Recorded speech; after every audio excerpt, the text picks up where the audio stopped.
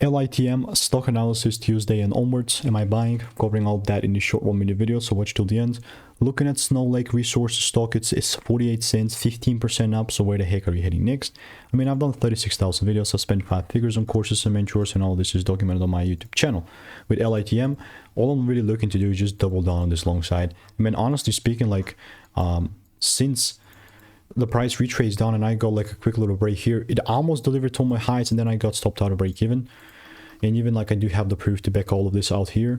Now that being said, all I'm really looking to do is still double down on this long side and buy as long as I see a shift, you know, right now, because this is also counted as a demand area, zone, whatever you call it. In this demand zone, if I see a 4-hour double break, that's when I really pull the trigger on this, which is going to be more so like a swing approach, which I have nothing against of, you know, like swing, whatever it is. I'm only moving forward as long as the rules are met. And if not, it's all good, you know, like people are going to overcomplicate stuff, but yeah. So I'm going to continue to keep you updated, and if you want to make more money trading in a simple and lean way, just weeks, blueprints, click the first link in the description, act now because there's only 11 spots left.